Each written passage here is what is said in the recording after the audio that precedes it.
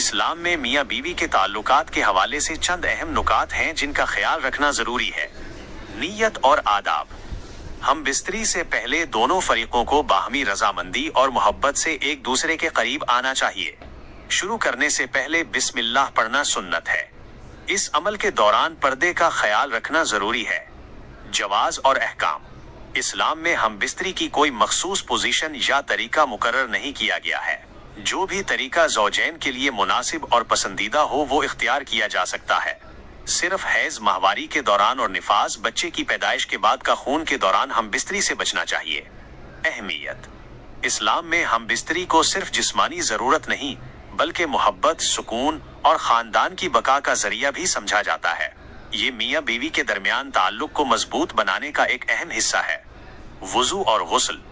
ہم بستری کے بعد غسل کرنا فرض ہے تاکہ نماز اور دیگر عبادات ادا کی جا سکیں۔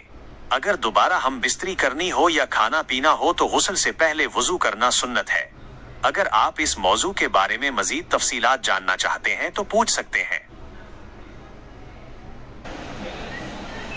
تو یہ تھا آج کا ویڈیو کے وشے پر۔ مجھے امید ہے کہ آپ کو یہ جانکاری اچھی لگی ہوگی اور یہ آپ کے کام آئے گی۔ اگر آپ کو یہ ویڈیو پسند آیا تو لائک کرنا نہ بھولیں، اسے اپنے دوستوں کے ساتھ شیئر کریں اور اگر آپ چینل پر نئے ہیں تو سبسکرائب ضرور کریں تاکہ آپ ایسے اور ویڈیو مس نہ کریں۔ آپ کی رائے میرے لیے بہت مہتوپورن ہے، اس لیے کمنٹ کر کے بتائیں کہ آپ کو یہ ویڈیو کیسا لگا اور آپ آگے کون سے وشے پر ویڈیو دیکھنا چاہیں گے۔ میں آپ سے ملوں گا اگلے ویڈیو میں، تب تک اپنا دھیان رکھیں اور سیکھتے رہیں۔